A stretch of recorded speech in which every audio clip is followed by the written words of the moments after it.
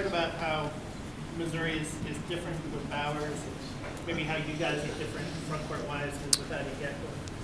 Well, when we played them, obviously the first time he did not play. A guy that has been referenced by their team and coaches as a heart and soul guy to their team. He's a very, very good player.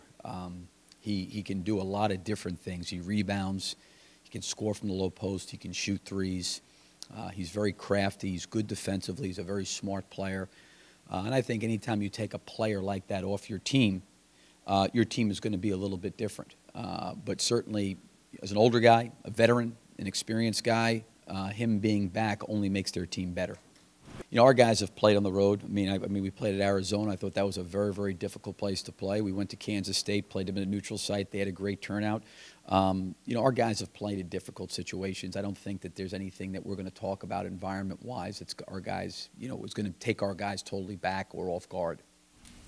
You need balance, because I do think in certain situations, whether a guy is not shooting the ball well, whether the defense has done something to take a guy out of the game, you've got to be able to adjust to what the defense is giving you. And I know, it's interesting. We go into the Mississippi State game, and the way they're playing defense, we took a lot of three-point shots, and I got asked, are we taking too many threes?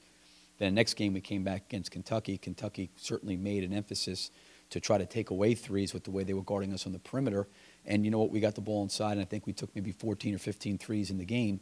And then we come back to Auburn, and they kind of do some things to really pack it in against Patrick Young and Murphy around the basket, and it left some things open, and we took 33. So I don't have a set number of threes or a number of who needs to score. I just know that the ball needs to move. It needs to find the open guy.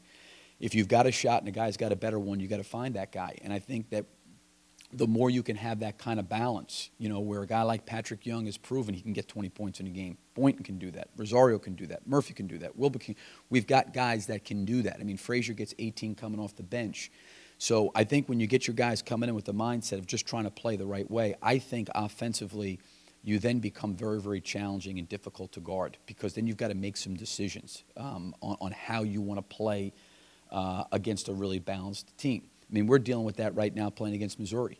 Inside the league, they have 6 guys averaging double figures. Do you just double team Oriaki every single time and you leave, 3-point shooters open on the perimeter? Do you sit there and just try to get the ball out of Phil Pressey's hands and leave, like, good offensive teams that have balance all the way across the board? There's not one thing you do to be disruptive. It becomes difficult, because as a coach going into the game, on any given night, one of these guys could have an explosive game.